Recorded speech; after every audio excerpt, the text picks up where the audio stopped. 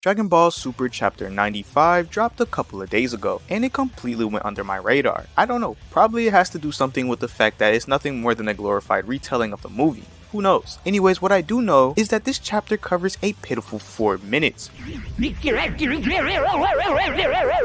which puts us around an hour and 2 minutes into the film. You know, originally I had thought they were going to cover around 15 to 20 minutes per chapter at the beginning of this, what I can only call a never-ending nightmare at this point, but the more and more chapters that they release, it just seems as if they're adapting less and less, which is kind of driving me and many others up a wall. But ironically, this chapter has the most differences from what I can tell, from new scenes that weren't in the movie to certain scenes getting more attention than they did in the movie. It's truly fascinating that the chapter that adapted the least had the most differences. Anyways, for those wondering where is What If a Cell Jr. Survived Part 2, it's coming, it's just taking a lot longer than I expected. But with that, let's hop right into the chapter. Opening up on the first 4 pages, we actually get to see some material that wasn't in the movie. The first page shows the police force in West City stumbling across the Red Ribbon Army base, and from what I can tell, it's because of the fight between Gohan and Gamma 1 that this was possible. Anyways, the next 3 pages shows Krillin, 18, and Marin coming out of the movie theater after watching the long-awaited Super Clean God 2. And it's kind of funny how hard they've been pushing this Clean God stuff, like it's been a thing since the prelude chapters and it still finds a way to remain relevant. I just chalk it up to Clean God being the equivalent of the Marvel hero movies. Moving on, we see that Krillin can sense Gohan's ki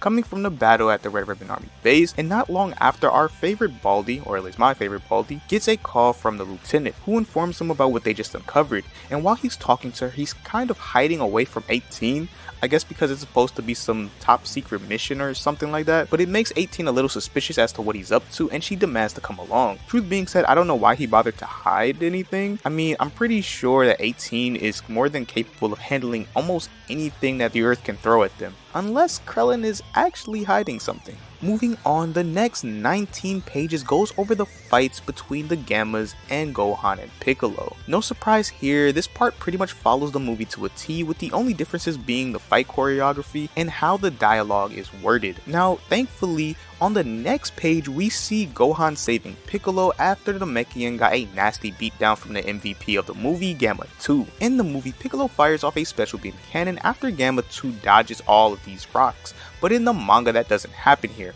obviously. Now from this point on, we get to see a cool 2-page shot of Gohan and Piccolo absolutely rocking the Gammas, and the next 5 pages afterwards shows us Gohan and Piccolo going on the offensive by completely overwhelming the androids, so much so that Gamma 2 resorted to third-partying Gohan's fight with Ki Blast. Now the next page shows Gamma 1 and 2 having a quick dialogue about whether or not they're actually the bad guys, which is a really nice touch in my opinion, as it shows us the androids, or at least Gamma 1, was already having doubts before they become all buddy-buddy with our heroes at the end of the film. Anyways, after this, the Gammas decide to jump poor Piccolo. I mean, just look at this. They turned him into a shovel and started digging holes in concrete with his body. Why?